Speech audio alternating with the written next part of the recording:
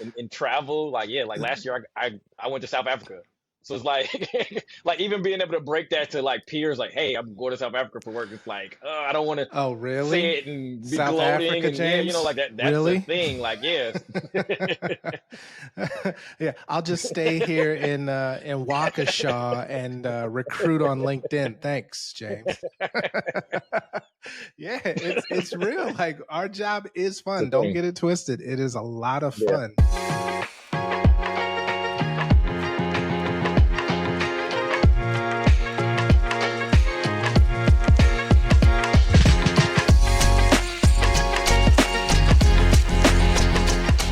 All right, everybody.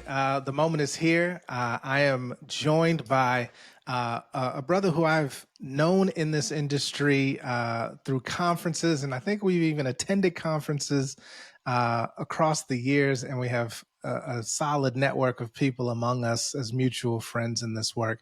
But James Marable, welcome to Employer Branding Unfiltered, my brother. Hey, thanks for having me. Great to be here. Absolutely.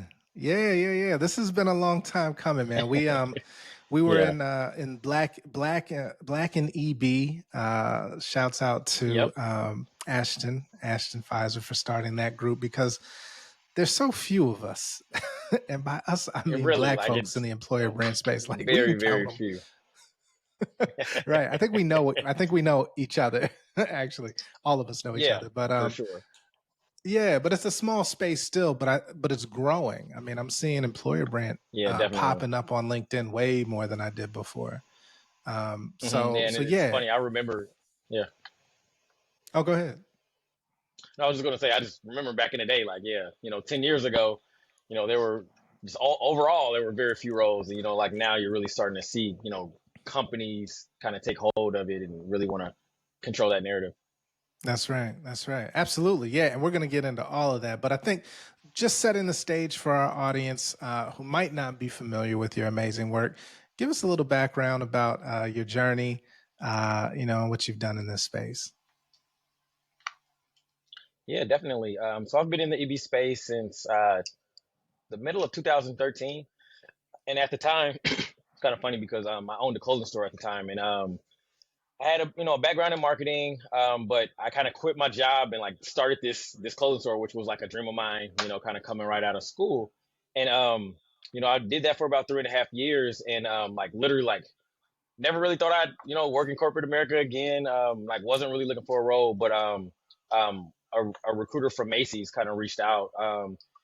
Through LinkedIn. And it's funny because at the time, like I didn't know anything about recruiting. Employer brand wasn't even a thing. Um, but he was looking for, someone that could kind of create, a brand around, working at Macy's. So it was professional or corporate recruiting, college recruitment as well. Um, and again, like I kept my LinkedIn up to date, but honestly, I thought of LinkedIn as a place like where you would network with people, apply for jobs, but like I wasn't aware of recruiting as a discipline, to be honest. So we had this conversation, and I get the email, and then we jump on the phone. It was kind of surreal in a sense, and he's kind of explaining what he's looking for, and it was an opportunity from my point of view to do marketing, for a story brand. So again, like at the time, like I wasn't really looking for anything, so it was like, well, I'll try it out, in a month. Like if it works for me, I'll keep doing it. If not, I'll quit or they can fire me or whatever, or however it goes. So it was like literally like we both like rolled the dice on each other. But Sure. yeah, like once I got into the space, yeah, and for like the first 2 weeks I remember of the job, like I didn't do anything marketing related, no social media, no nothing. But just sat with recruiters on intake calls, Hmm. watched them source, just kind of really understood what that discipline was. And it really like I was kind of able to tie, a correlation between, you know, me being the advertising kind of agency internally and our recruiters or our salespeople. So like my job was really to create, marketing materials and a presence that allowed for our recruiters to go out and kind of sell the company. And just kind of having that knowledge of it, or that understanding of kind of like what it was from that perspective, it made it, kind of really easy for me to kind of transition into the space. And started with no budget, and I just Hmm. asked for, I have a little, self-taught graphic design background or whatever. Like, just give me a DSLR camera, give me a MacBook, and let me run. and and in those Man. days, like it was really what was the Wild West. Like again, like employer brand didn't have a name, um, and it was just really me like just trying to create people stories, trying to create that preference towards Macy's as an employer. And when it Yeah. started, it was I was more in the professional space, but then also was able to kind of grow and take on like the high volume hiring. So like creating a unique or a unified story around whether you worked in a store, whether you worked in the corporate space, whether you were an intern, kind of like Mm-hmm. what it all meant, to be an employee at Macy's.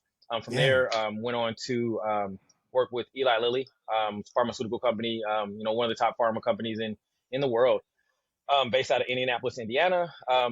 Again, like there wasn't an employer brand around that company at the time. So I was charged with being able to kind of develop that story and working with corporate communications, working with marketing, to kind of tell that story and kind of build that inroads and those connections across the company. And it was a totally different environment. So we're going from, Macy's hires, I don't know, like 150,000 people a year, something of that nature. So high volume, high kind of pressure. We need people now to, they're hiring maybe 3,000 people a year, and people were Yeah. stressed out about that. So it was like kind of going to a different environment, but it was much more niche. So we're Mm-hmm. looking at scientists, we're looking at engineers, we're looking at manufacturing workers, then also your typical, corporate roles, your finance, your marketing, your HR, and what have you. Again, Mm-hmm. so just finding different ways to kind of tell those stories there, and then ultimately moving on to Amazon, working with the Amazon Design Group, and building an employer brand presence around Amazon design specifically. So,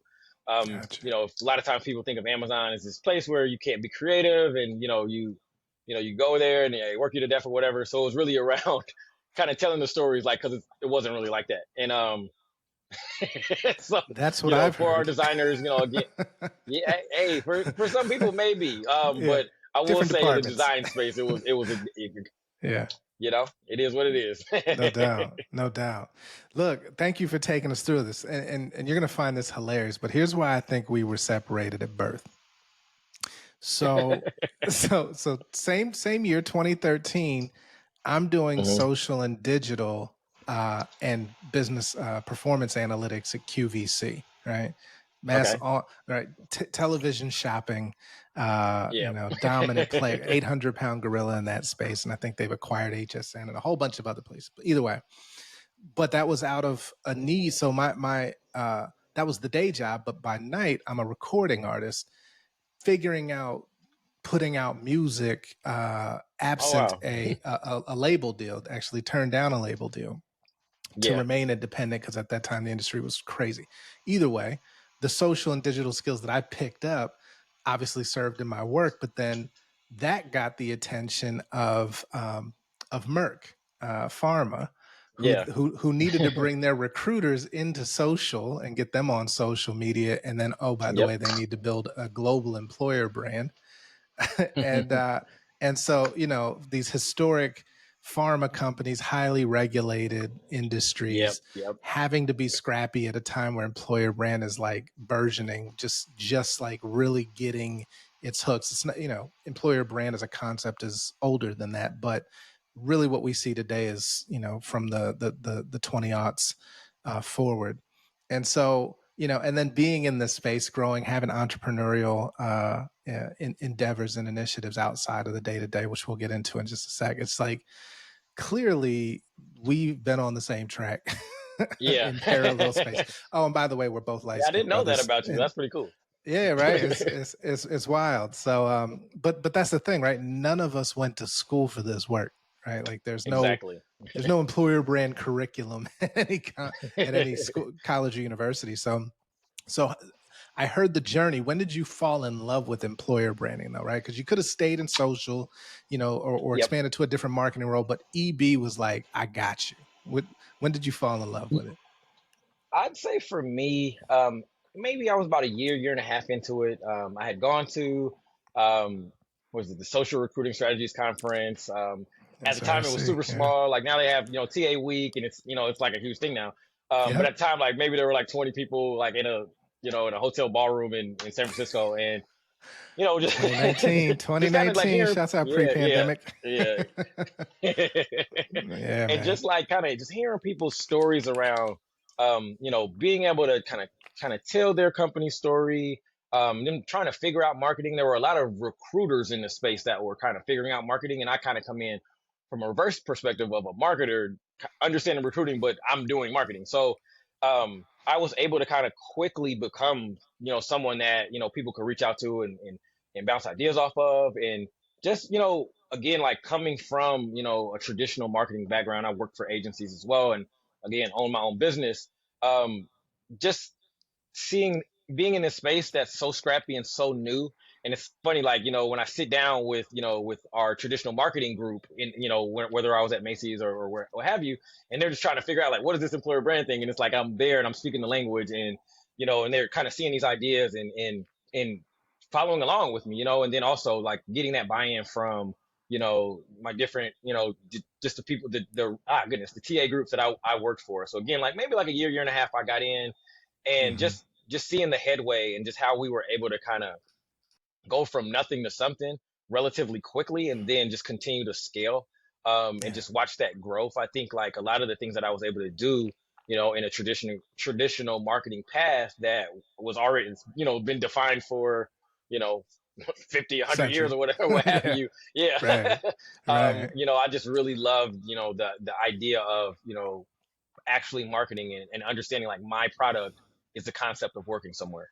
Mm, that's strong. No, it's a nod to, I think, the entrepreneurial spirit that's Yep. required to do this work well.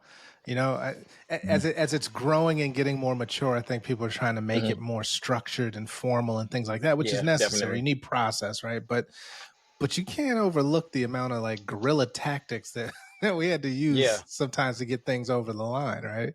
Yeah, it's funny, like maybe 6 months into that first role at Macy's, I kind of Yeah. go to my director, and we're just we're really cool at this point, and we spend a lot of time kind of trying to build this thing up, and I just asked them straight up like, what made you hire me? Because at the time, like I had been three and a half years working for myself, late nights, early mornings, like just Hmm. kind of living on my own path and not in the corporate space. And and I just kind of mentioned like, I'm sure there's a traditional corporate person that gone through these ranks, and like they would follow the rules and do it, whatever, kind of what Hmm. made you pick me. And he said like, I recognize that you have a background in the corporate space, but you're also an entrepreneur and you know how to work without money. So like, and it was kind of funny that he picked it up, and it was like literally like, yeah, like when I started my business, I didn't have any, I was totally underfunded and like made it work and was able to create like a great presence for that as well. And Right. he was just like, we just wanted to see. And the same way, like I was willing to quit if I didn't like it, like they were willing to fire me if it didn't work out. So like, it was kind of like we were, we had like a mutual understanding of just, we're going to make this work or not. And everybody will be fine. And it ended up working out. That's amazing. That's an amazing story too. I mean, in the sense Yeah. that, look, it's like you're used to working with no money, and that works for us Yeah. too. So, because we have no money for you. Yeah. There was no budget. I didn't get a budget for like 2.5, almost 3 years. So yeah. Oh my gosh. See, I can't say that I've gone through that. Like everywhere Yeah. I've gone. Like literally I Now, had it, a, like a, it wasn't the budget I wanted, but it was yeah, something, right? It was they knew they had to yeah. fund something. Like we can't just do this Right. on shoestrings. But yeah, so you were bootstrapping it for real. Literally. Oh my gosh, man. So that entrepreneurial spirit. So like, uh, especially coming out of the social where it's really about like spectacle. Like, how can we get people to Hmm. stop scrolling to like look up and be engaged? What were some of your influences? I mean, if you think back to that time, like influences for getting that sort of, not, I don't want to say shock value because that cheapens it, but more so like that gripping engagement, stop scrolling, pay attention. Like Hmm. what kind of external influences were you tapped into at the Hmm. time? Honestly, it's just, kind of taking cues from, just various industries. My background also is, involves fashion. So like a lot of what we were doing, I did a lot of video shoots, a lot of photo shoots. We did lookbooks, lots of graphics, with big bold letters, things that just kind of just catch the eye. Playing with our colors. Macy's color palette was, red and white Right, pretty right, much. yeah. And, that red, that can stop somebody just having that. So, in the early days of infographics, that was something that, I was big on, and, Hmm. overlaying, large text, around, a person's face, and just those Yeah. kind of things. Like, again, like just to kind of get, like you said, like to get somebody to stop and then kind of Yeah. read that story. We had, first it was, short form, written content, and, we moved into video, Hmm. and, again, just being able to try and grab people's attention as quickly as possible. Yeah, yeah. I love how you borrowed from sort of the fashion world and brought that into Hmm. places like a Macy's or a Lilly, um, which can can either work well or it can run into the brick wall of bureaucracy, right? Yes, yes, Yeah, yes. That's the thing. we'll talk about in just a second too. We'll get there. Funny enough, I vividly remember, and this is pre-Kardashian, but calling myself the Kanye of corporate America, because, well, for because I was huge, especially with social activations for independent recording artists. It was like Hmm. everybody's trying to hawk their CD, like, "Hey, man, just check out my CD," right? Like Yep, yep. it's non-differentiated, so you really had to get people to like stop. And so we would be really big on like, what can we do in public fashion to get people to like turn their head and be like, what did I just see? And that was like a lot of the inspiration came from Kanye's rollout strategies for his albums, and one of them being the Yeezus Hmm. album, when he projected his video for New Slaves onto the side of a building, Yeah, yeah, at side of luxury houses all over the world simultaneously. I was yeah. like, bro, like his marketing team was godlike at the time.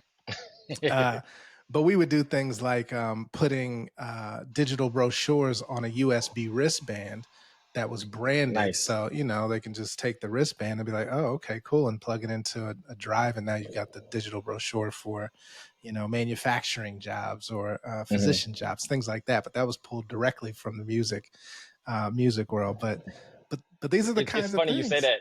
Yeah. No, I was gonna say it's funny you say that because I used to manage a band in a former life as well, and it Yeah. was like 2010 2009 ish era when things were starting to go more digital, and USB drives were like a thing. Like we're giving these out now instead of instead of an actual CD.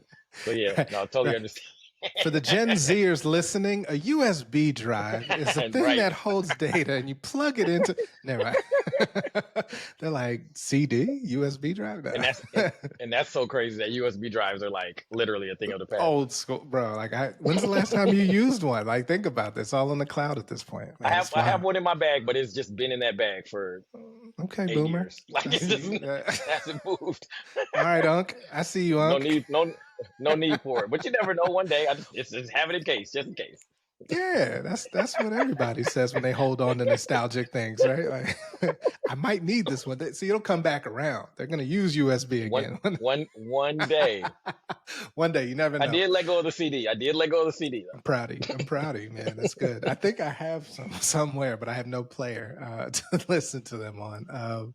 So look, so this is good. So speaking very very much about like those scrappy guerrilla tactics and the things that really catch, um, that works well in a lot of industries. I mean, retail's probably receptive to that, but then when you get into like pharma, which is though. super Yeah, regulated, historically stodgy and stiff, right? And for good reason, right? They're wanting to be taken seriously for the science. How did you navigate sort of being bold and audacious, but also working within the frameworks of a regulated industry?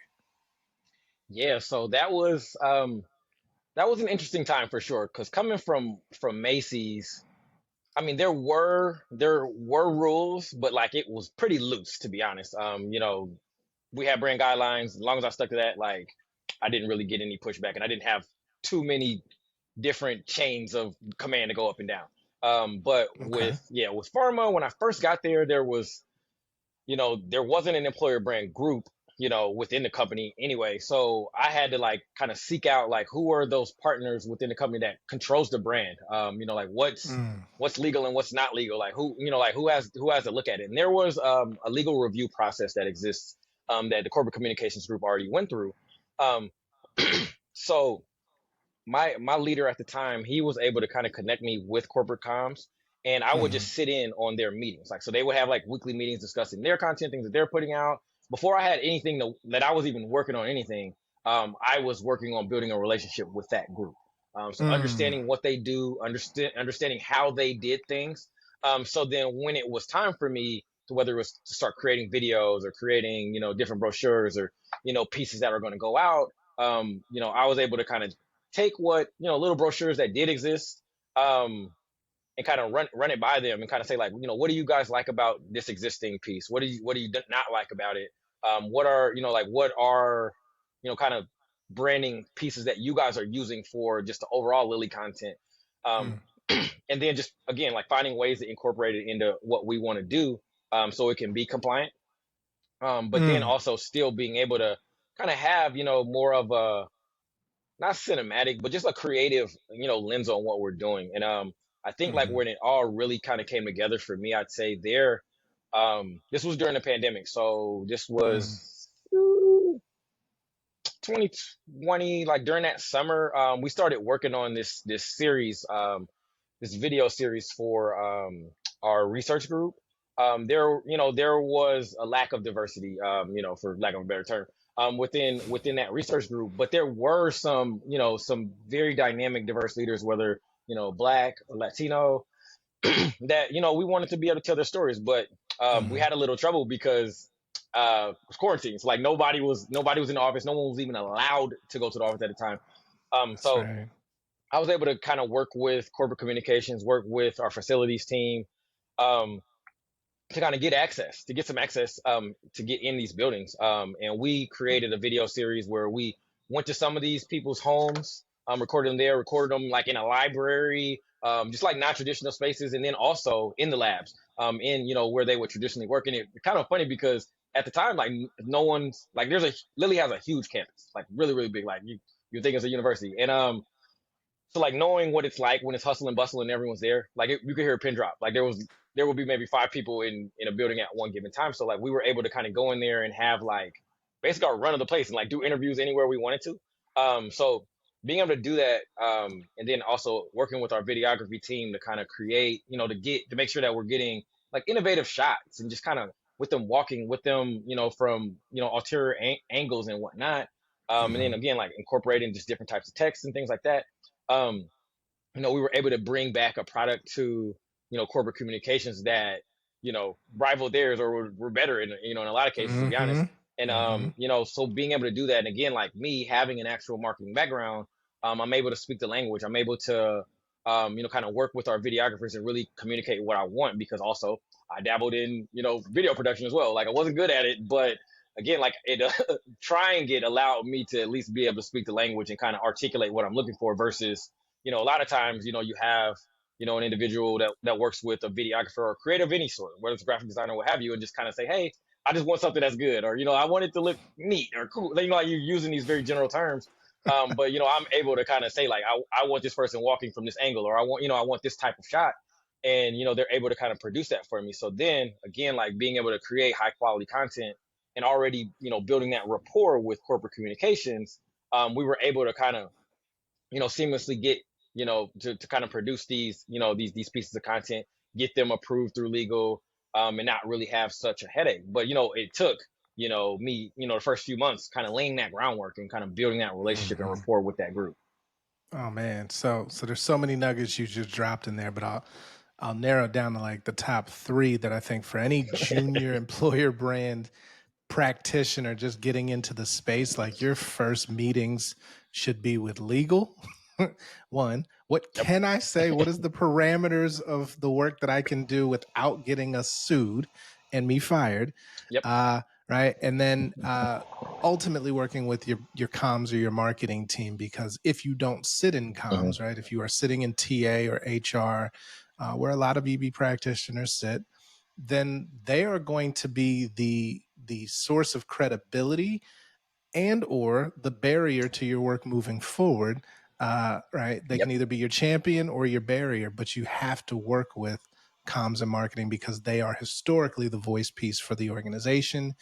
You doing comms and marketing work out of HR is like you're an alien. Why are you here invading my space? Yep. And I must kill you I must neutralize you as a threat. So, and shouts out to the marketing and comms professionals. We know that there are some tense relationships between HR and marketing and comms if, in fact, the right conversations aren't had up front.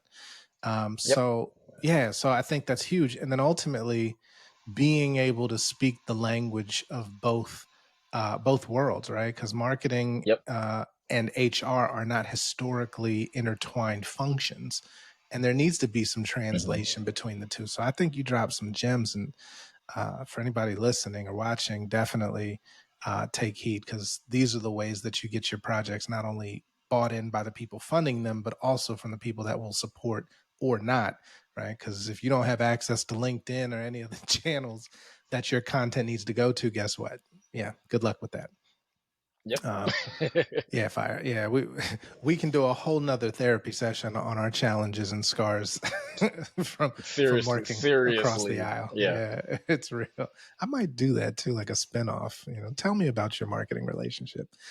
Uh, so jumping into that a little bit, like if we get into sort of the nuts and bolts, right? Like getting into the tactics of this work. You know, we talk about the relationships across functions, but I think one of the most important things, just first and foremost, building buy-in, right? For we get Yep. hired into an organization because somebody there recognizes they need an employer brand.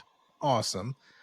9 times out of 10, they're not really versed in what an employer brand is, does, how it should be measured, who's going to be involved, right? So starting there, like, what has been your approach to sort of that education piece to build the buy-in and get the right support so that your life is somewhat easier in building an EB?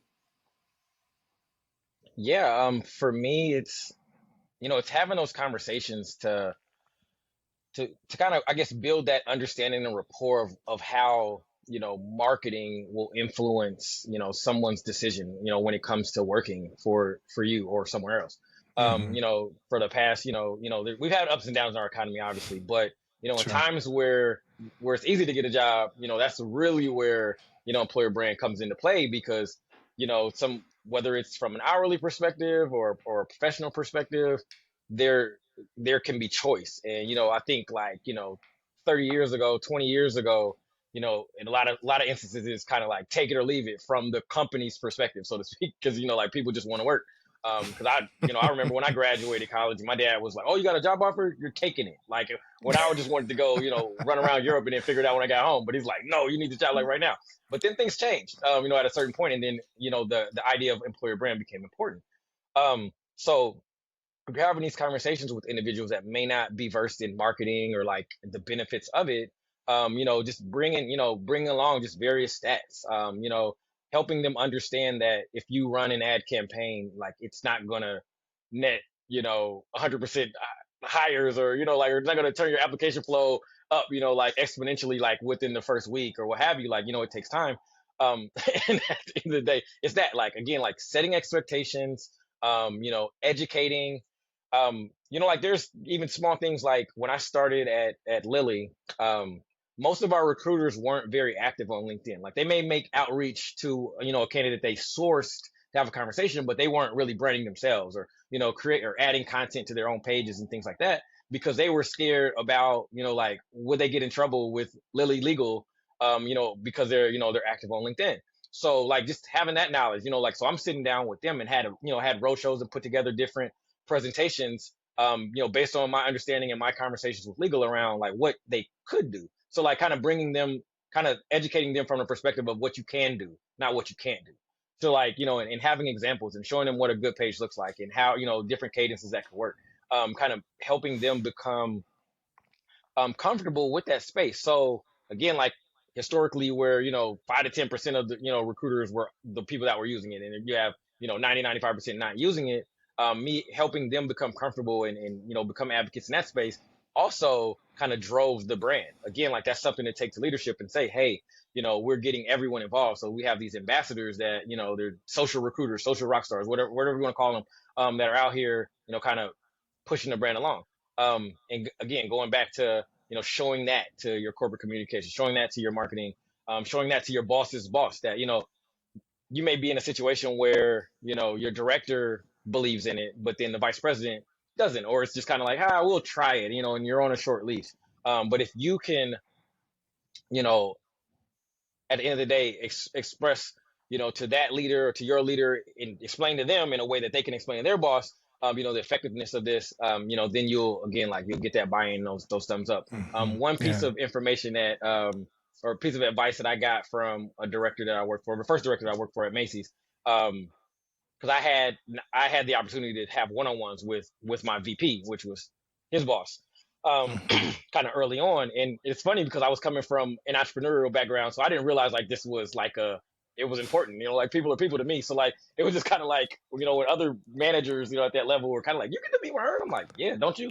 But like, I didn't Oh know. my But gosh. Yes. but anyway, Yes. so but his piece of advice was, whenever you speak with her, just make sure that she understands that you know something that she doesn't know. So like, and that Mm. was like my big thing. So like, whenever I would sit down with her, I would have some information that she could kind of take in and use in other conversations, or if she's speaking with other leaders at other large organizations. She was really big in the National Retail Federation. So when she's in Yeah. her meetings with there, she's saying stats that I'm giving her, which makes her look smart, which kind of makes our brand strong. So again, like, that's when I mentioned, like, I didn't get a budget for a little while, but once I got a budget, we were able to spend money. And it was Yeah. because, like, a lot of those that report in those meetings that I was having with her, who she didn't really understand it, but at first, and then like she started to kind of grasp it, and she's like, "Yeah, we really need this, and we're going to put some funds behind it." Look, man, that's so you touched on one. And I think, look, this is something that most people won't tell you, especially in the employer brand space, that we have access to everybody in the organization, because telling the employer brand story doesn't just stop at the individual contributor or the manager or mid-level management. So it goes all the way up to C-suite and C-suite CEOs, presidents, and Hmm. so forth, right? Even board. That can be a challenge in the case of we're navigating the building of a brand, but not managing per se the politics and the optics that go along with that, right? So, James, I Yep. know like you're having meetings with people that your managers never sat in a room with, and they're looking at you like, how are you getting in there? Right. Right. And that can breed, right, some, you have to, where I'll go with that is you really just have to understand that you are still navigating corporate spaces. There are Hmm. politics and optics and bureaucracy. And so while we have this carte blanche access, we also have to be very clear and thoughtful in how we bring our leadership along, our direct leadership along for that journey, and keeping Hmm. them in the loop and making sure they're informed. So just know that, y'all, when you're in this space, you get access, but you have to you have to manage a lot more than just the brand work. Um, Yeah, yeah. and So even amongst your peers too. yeah, I no, was gonna say, 100%. even Go amongst ahead. their peers, like that, it's being an employer brand or recruitment marketing or whatever you want to call it. Um, it's Mm. looked at as the fun job. Like, I remember when I first started, like, I'm even in any company that I'm in the very beginning, because none of the companies I had employer brand before me, and you would have recruiters or different individuals that were kind of like, well, you're just on social media, or you're just playing, basically, like, it's kind of positions that if you're just playing on Facebook all day, or or you just or you haven't thought Right. of some idea that that they have, or like, so it's like this fine line where it's like you have to have exceptional work, you have to be able to kind of listen to other people's ideas, and even if it's something that you've already thought of, like finding a way to make them feel like they're a part of it, or or finding a way to just kind of let them know, like, you're steps ahead, like, where it's like, all right, this is the plan, this is where we're going towards, this is what we're looking to do.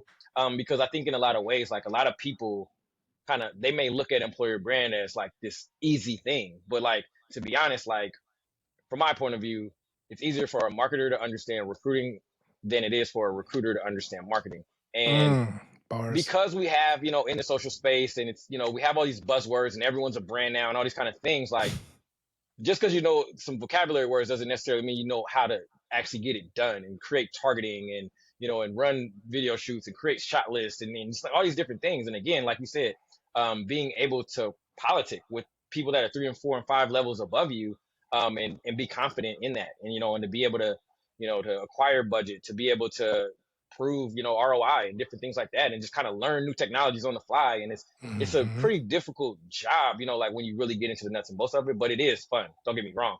But Oh yeah. that is something that I've had to kind of learn to navigate, where it's like that perception of it, where it's just like, oh, you just, this job is play, and you're like, and you're not serious. But yeah, like it's a thing. Yeah.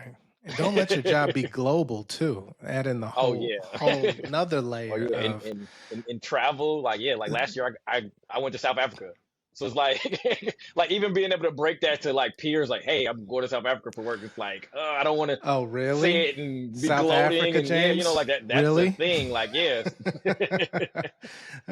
Yeah, I'll just stay here in Waukesha and recruit on LinkedIn. Thanks, James.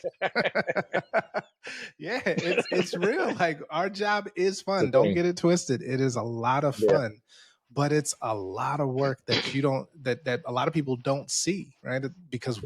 Yep. we what we put out, it looks phenomenal, but nobody knows all of the things that went into getting this to this point. So Exactly.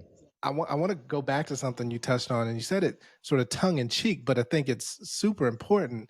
Uh, is it employer brand or recruitment marketing or whatever you want to call it? And that's funny we say that because we know big difference between the two. But then, right, we deal with leaders who are like, yeah, um, how many hires did that employer brand post get me? It's like, Right. so I've come up with many analogies to explain Hmm. the difference between like EVP, employer brand, and recruitment marketing. They are not the same thing, even though some people like to use them interchangeably. But Hmm. I would love to hear how you have explained the difference between those three things to leaders who have sort of high level understanding but don't really know the differences.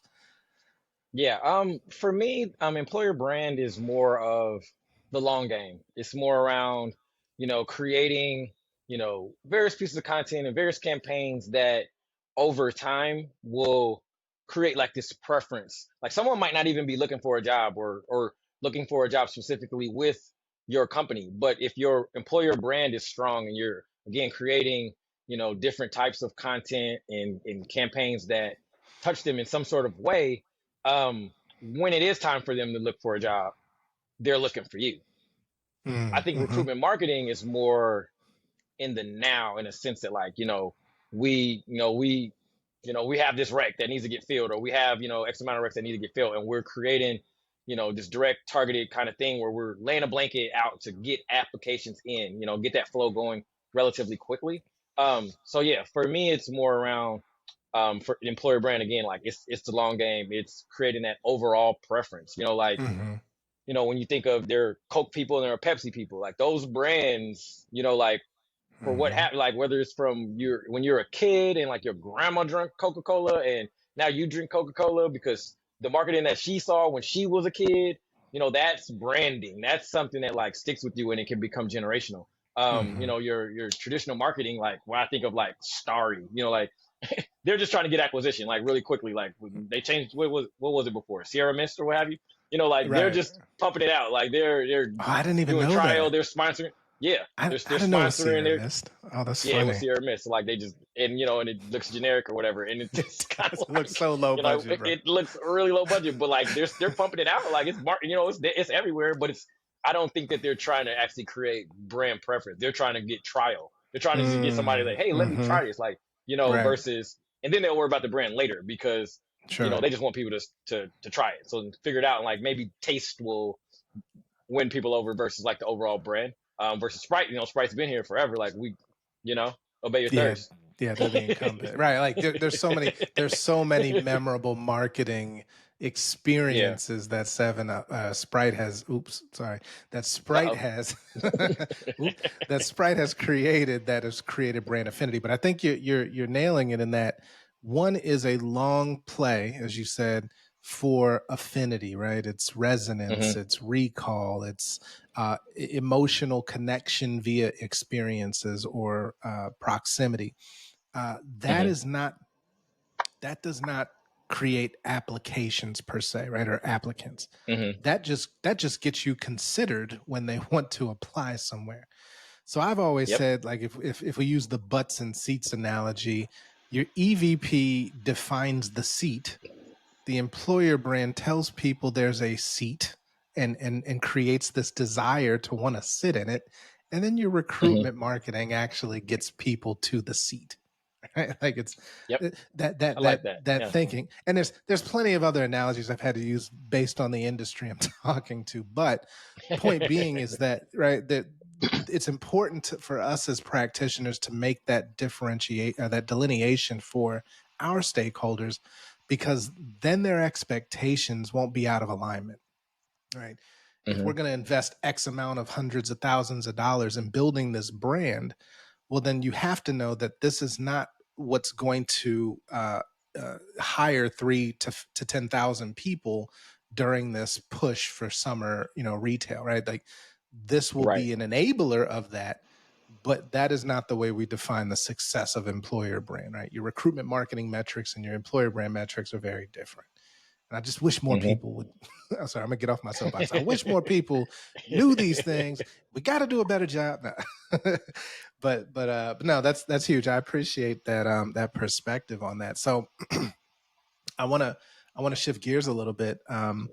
You know, we see a lot of brands that ultimately, especially if they're in the same industry or sector, they sound the same, right? Like Yep. differentiation is getting harder to do, because you have to find those things that make your company unique that the other company down the street isn't already saying or doing. Hmm. But I believe personally, and I'm staking my EB consultant career on this, and that I believe that transparency is the new authenticity, right? And Hmm. authenticity has been thrown around a lot in the past, and it was usually like emotional, heartstring type content that we get, right? But I think at this point we're in an age where truth is what is most attractive. Hmm. But we haven't seen a lot of employers shift to a transparency based approach, right? It's still Hmm. selling champagne and roses in some sense. What are your Yeah. thoughts in terms of differentiation through transparency, and what do you think it'll take for companies to like get there? Hmm. I think like a lot, yeah, like you said, there's a lot of pie in the sky. You know, people are just kind of feel good. It's a Mm-hmm. family. That kind of thing. What I love is the people. Like people always say that. Like that's literally every Every employer. brand, yes.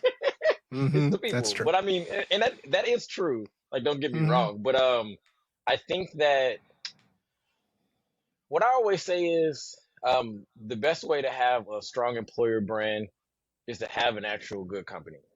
Um, because you can, yeah, like because you can create all the videos and you can find the right niche people that have good experiences to kind of just tell their good experiences and kind of lay everything to the wayside or act like something that's wrong isn't happening. Um, but I think that it really, an employer brand marketer, kind of building with your employee engagement group, that team, employee experience team, really kind of figuring out like what are the complaints here? What are what are people happy about? And then again, like with the transparency, being able to also maybe find those stories where things didn't work out how it was supposed to work out, but then how it's being addressed, or how aspirationally the company wants to move forward. Like even with the research video, or the research group video that I did, or video series that I did with Lily. We sat down. I think it was the first iteration of it, 25 um, African American and Latino scientists of all different levels, kind of talk about their experiences. And within those stories, you had people that were a part of, internal groups, and individuals that may have, felt like they should have, gotten a promotion at a certain point in time, but are hopeful and believe in the company and continue to push forward, to kind of get to that point and encourage others to kind of come along on the ride with them. I think like transparency like that, is kind of like what you want to see, and these companies just got to be able to look themselves in the mirror. And when you're kind of creating that content, you're trying to tell that story of your successes and where you may have fallen short, and like, but where you ultimately want to go with it. Um, Mm-hmm. Leadership just has to accept it. And, again, like, if you feel like, um, if all your content is just strictly aspirational, but you're not positioning it as such, I think that you're just doing a great disservice to the company as a whole. So I think the vanity of it, you have leaders that just kind of want it to look good, but they have to kind of look at the company, how it actually works, and then try and figure out ways to come up with programs or different, just different ways of doing things to actually make it better. So then that way you're not necessarily um, kind of marketing from an angle of, this is kind of true, but not. Mm-hmm. Yeah, I think, and that's so good. I think that um, the EVP is so important in that very vein, because it is the balancer between what an executive thinks their company is versus what an employee is telling them it is. Hmm. And if you don't have that sort of truth check, then yeah, you'll see a bunch of content out there that just sells the dream, right? It sells the Yep. the vision of what we'd love for us to be, but it's not in any way aligned to the reality of the experience of being an employee there. And that, to your point, makes creates a strong disservice, I think, because that is what drives attrition rates up, right? Like, we can Hmm. bring talent This, in here, but as soon as they see what it's really like, we're out, and we're going to tell everybody we know don't go there. By the way, yeah, a pet uh, peeve angle of mine that I hate is a lot of yeah, companies that say unlimited PTO, but if you actually talk to the people they don't use that work that. there, it's They not don't use unlimited it, PTO. They actually take less. So it's like, right? R- being able to talk That's about real. that kind of thing. Like, do you really get to use your unlimited PTO? How does that work? Yeah, like, it sounds great. It sounds amazing, but look, they don't tell you we're going to work you so hard you don't have time to take PTO. Like, if you will feel like shit for trying to take this PTO in the middle of a deadline. Like, no, it sounds great.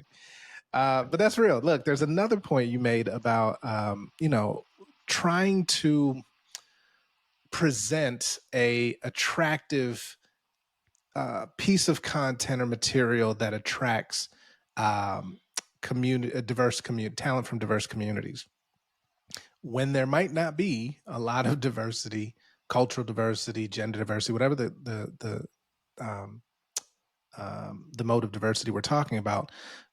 But we still have to create employer brand work out of that, right? Hmm. What is your message to, let's say, the junior or the seasoned employer brand professional who's in these environments where they're getting a mandate saying, "Hey, we need to attract X, Y, and Z community to increase representation, but we know we don't really have a good, base of that talent here." How do you navigate that? Yeah, I think that it comes back to being able to address it, like you said, like with transparency. So like, whether if you're creating some sort of video series and you have individuals kind of talking about their experience, have questions around, like, do you kind of see this growing? Like, is this Mm-hmm. a place where a minority person will want to come and grow, and are there opportunities? Mm-hmm. If it's, if you're just creating little graphics or what have you, um, obviously having multicultural individuals within your imagery, is the go-to for that type of thing. But I think that, The again, showcase like, of it's, diversity, the equal yeah, we're ratio of showcasing racial, diversity, but disability, it's like one in Asian. one in every 300, like, what have you. But again, I mean, I Right. think, like, it's also like, again, having that rapport or that connection with HR and employee engagement and things in those types of groups to start to make it a reality. I think that Mm, being able to kind of address these needs from the perspective of, we're actually looking to hire a diverse population. That's really the only way for it to really work. Otherwise, you're just making it up. But mhm. like, at the end of the day, like, those hard questions have to be asked within the company. Like, Yeah. is there, is there an emphasis on that? Like, do we want a diverse population within the company, or, is that just something that we say, but we still, only hire, white males? Like, we don't know. But like, That's I true. think that's really the thing. Like, you can create any type of content and make it look any way that you want, but you Hmm. also have to be able to have some of these tougher conversations with, people that are going to be able to make the actual change. So whether it's hiring managers, whether it's employee engagement, whether it's HR, your DEI group, to just make sure that it's not lip service. Right. No, that's gold. I think one of the ways that you can do that is even if you don't have a great story yet, get with Hmm. the functions in the organization who are working on improving policy, structure, Hmm. culture, and what stories can you tell about the work that's being done? Right. If you have an aspiration and you know where you're starting from, the story is the bridge. Right. How are you bringing those Yep. aspiration and current reality together? And I think that's a start, right? That's to your point. That's the honest look in the mirror and just being Hmm. vocal about it, being open about it. And it's it Yeah. is And it's a hard muscle to build for a lot of companies that are entrenched in only showcasing things that put them in a positive light. But there's a yeah. lot of power in being able to talk about your flaws and leveraging that as a position of power and attraction because Hmm. talent will appreciate that more than lying. Yep. And and with different ERGs or employee resource groups, those individuals that are active in those groups are the best people, honestly, because they're already engaged. They're already doing the work, or attempting to do the work. Being able to pull them in, on whether it's a campaign or even just to consult, because Hmm. you'll understand like what their goals are and what they're actually trying to achieve, whether it's, bringing in more, person with disabilities, or making life more comfortable for person with disabilities within the company, or more African Hmm. Americans, more Latinx individuals, more a larger Asian population, like whatever it may be. Um, Sure. if you can connect with those leaders as well, that will help you kind of craft a better story, because like they are charged with kind of working on this type of thing. And if you find that they're encouraged and they're working towards that and they're making inroads, then that ultimately helps your marketing, because like you're kind of talking to the people that are on the ground floor trying to make change if that's necessary. Absolutely. And that's assuming your company still have ERGs and a DEI Yeah. function. Another topic for another show. Um, cool. So, look, we've talked about EVP, we talked about employer brand, we've covered educating executives, crossing the aisle between marketing and branding and HR. One of the biggest things that I've noticed just over the past, I'd say, year and a half, and I work with a lot of companies, a lot of clients, um, that they either have an employer brand, right? EVP's done, employer brand's done, but they haven't launched it, right? And I think that is Hmm. that is one of the biggest misses, I think, for anybody who's going to invest in employer brand is to build it, right? Do the research, craft the creative, the messaging and the narrative and the imagery, and then don't go to market right in a meaningful way internally and externally. What Hmm. so thinking back around activations, what are some of the cool things you've done to like make the brand tangible, right? To make it touchable by internal employees and then make it experiential for external and vice versa. Yeah. So I think with any type of content that you're creating, whether it's in support of the EVP or just a general campaign, distribution matters. Like, you could make as many videos and graphics as you want, but if nobody sees them, then it doesn't matter. Um, like, from an internal perspective, I've done campaigns. I did a campaign at Lilly where I worked with the internal comms group, to kind of get our content on like the video boards throughout all of our offices. Going in company newsletters. Working with internal events group to make sure that there's representation, of our employer brand. Working with our referral team, like to kind of supply different pieces of content for them. So like when they're talking to their cousin, or they know somebody that's looking for a role, um, again we have materials that we can supply to them, because again, like, people that work for your company are the best people. like recruiters, it's your job to do that, and obviously like you're going to do that, but like an actual employee that's talking about the company and what they like about it, what they don't like about it, where they see the company going, and they're supplying various pieces of content. They're the most credible persons to a potential candidate. um, Hmm.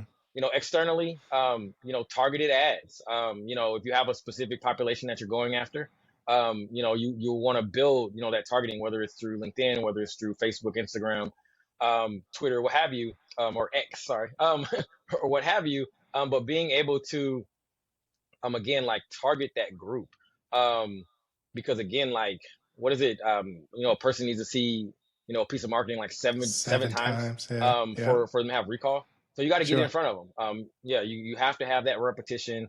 You have to, make sure that you're constantly updating your organic social pages.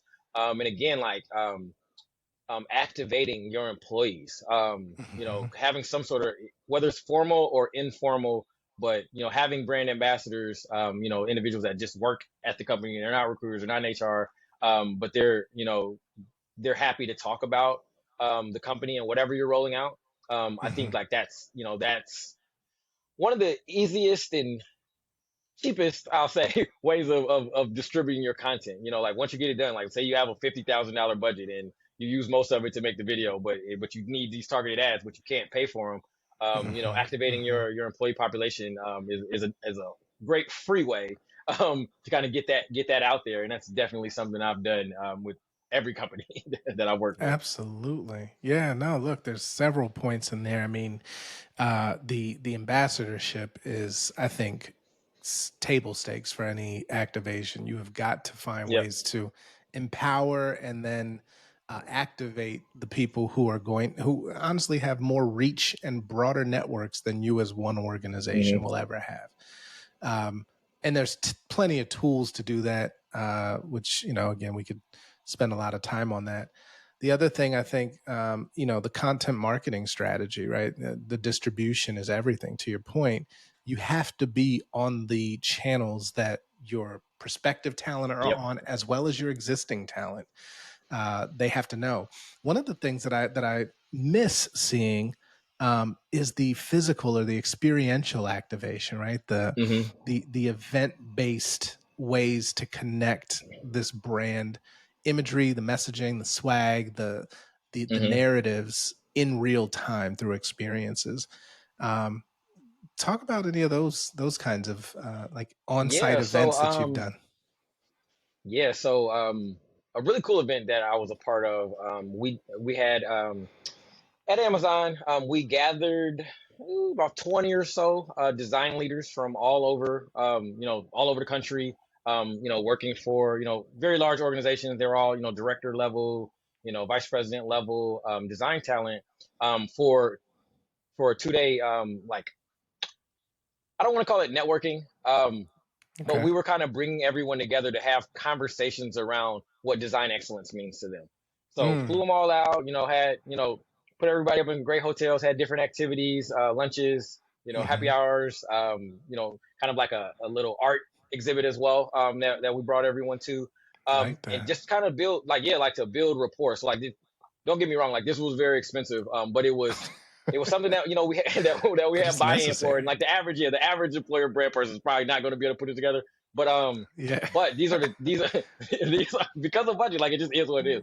But That's like right. when we got that, when we got the okay on the budget for it, it was really cool because we were able to create, output a document, after it, from the conversations, and it was called the, conditions for achieving design excellence. So this guide, literally just took advice from these high level designers that were basically kind of like looking back at their career and like things that they've done that were successful, advice that they would have Mm, for junior design talent, and kind of like where they could take things, or what design excellence looks like for your large organization, your small organization, your entrepreneurial, endeavors as well. And then we were able to kind of take that real life experience.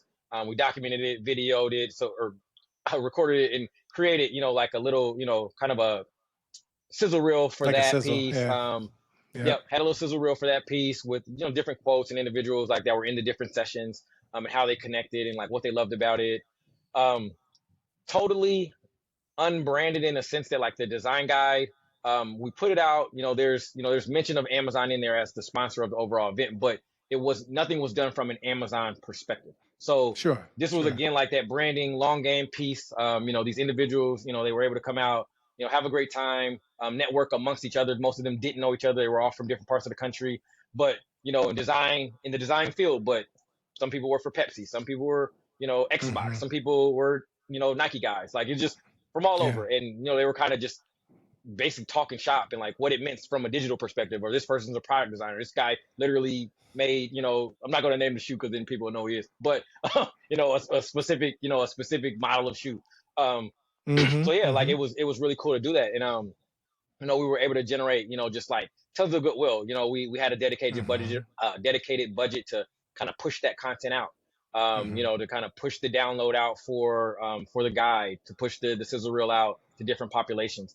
I think Yeah. like that was like one of my favorite events that we've done. Then also, I mean, just from college recruiting. So Lilly does what's known as Lilly Day at Indiana University and Purdue University, um, where basically like just take over. Like it's not just a career fair. There are just different info sessions. There, leadership. Our CEO, he went to Purdue, or my ex company, but the CEO went to Purdue, and so he's there, like he's doing roundtables with students. There's tons of Lilly branding. There's our college recruiters are there. So we're creating different marketing material, different brochures, banners, there's all kinds of stuff like just to literally have like this presence and literally take over the campus for a day. Hmm. So things like that, like again, like the real world, and I'm sure they're getting back to it because it slowed down due to COVID. But like right before I left, they were gearing up to get back Yeah. out there and do it again. But it's something that that's just a great branding opportunity. So like there's ways to do it in an overt fashion, like where it's company name everywhere. We're showing people a great time and we're proving value. And then in another way where it's a little more subtle and we're just more so allowing people to express themselves amongst each other and then kind of build a relationship with us as well. So that's what we were able to do with the Design Excellence conference. Fantastic. Those are some great Yeah, ideas, y'all. Think about it. Yeah, it's one thing to just put out, some content internally, but it's another thing to like show up in people's spaces and bring the brand to yeah. them and generate conversation as well as content. Look, I want to be conscious of time, and there's so many more questions I could ask. So clearly, I want to have you We could back. definitely keep going. Yeah, right. But something we do, it's answer a question, leave a question. So, former guest provided a question that I would love to hear your answer for, and then you can leave a question for the next guest. So the question that was asked was, what was your biggest failure, either personal or professional, and what did you learn from it? Biggest failure. So I'm Unfiltered here, unfiltered. what do they say in sports? You have to have a short memory uh, and move forward. That's I'm, right. I'm big on that. Like like you fail, you fail. Like you learn what you learn and you move forward and you don't dwell on it. Sure. But I'm trying Yeah. to think what is something that did not work out. Hmm. Working on a project, and our company was a sponsor for the Olympics. So this was a few years ago, and we were charged from the employer brand side to kind of come up with some different types of activations that we could potentially do, kind of leveraging the use of the Olympic rings and some athletes that we may have had access to. Um, I put together just a couple different ideas, um, of what we could work towards, but at the time the group that was kind of in charge of the marketing for utilizing our Olympic assets. They didn't. There was no relationship. Like it wasn't the normal corporate communications group that I was used to. It was a group outside of them as well. And trying to get a meeting proved to be kind of difficult. With to just kind of see what we could do. But again, like I was able to put together a couple different treatments for execution that we could potentially do. Um, finally had meetings, finally sat down and kind of let them know what I was looking to do, these various ideas. and then end up getting stonewalled. Like, so it was just kind of like, what's going on? Reaching out to leadership, trying to figure out, somebody could remove some barriers, like, for me to talk to. And I, I look at it as a failure because like a couple of those ideas did get used, but it was like for not employer branding. Like it was repurposed, which is Remixed. fine or whatever. But like I look at it as a failure in a sense because like I wasn't able to kind of build that rapport. Like, like I pride myself on being able to kind of, step in a room, even though I'm, partially an introvert. But, kind of, building relationships, kind of expressing my ideas, having like, that full, developed plan. And I don't know if it was because, it wasn't step by step at that point. Cause we had a couple of different ideas that we had on the table. But we weren't able to execute them. So, it was one of those things like where it's like it's the Olympics, like this would have been so cool, and like we weren't able to kind of get it off the ground. So Yeah. I'd say like that really showed me like sometimes like if you're on short timing, you got to be able to build that relationship in those inroads like as quickly as possible and kind of come in with all guns blazing and just kind of be ready to knock it out of the park. It's a valuable lesson. Yeah, come in ready. Be ready for relationship and execute. Yeah, because your it was plan. one of those things like it felt like we were like it was already set, but come to find out it wasn't set. So like I didn't ask all the right questions before going in, like and it was kind of like, okay, well, oh, that's a great idea, and didn't hear anything, and then you see some ads. It's like, wait, that's we were not gonna my do that. work. Hold on. Yeah, look, Oh, valuable good. lessons, valuable lessons. I appreciate you sharing that wisdom. So also in due fashion, leave a question for the next guest. Okay. I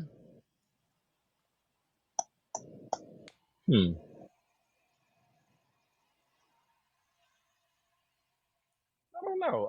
What I guess I'd say, what will keep you in the employer brand space for the rest of your career? Ooh. Like what has to happen within this industry, within your career, that will keep you in this space? Because Strong. employer brand is, it's a niche, it's growing, but there isn't, there aren't always a lot of leadership level opportunities. So it's like, how can you reinvent or recreate, your career in a way, but still be in this space? I love it. I love it. We'll fashion that question. What needs to happen in the employer brand industry for you to remain in the industry? Yep. Great question. There it James, is. thank you so much for this time, the nuggets, the jewels, the personal experiences, just for being you and joining us and sharing it with our audience. I really appreciate it. We'll Thank you for obviously having me. link. Yeah, we'll link out all of your socials in the promo stuff. But thank you again, man. Hopefully, we can get you back on here and Yeah, talk definitely. more No, this is shop. great. Appreciate it. James Marable, thanks again. All right.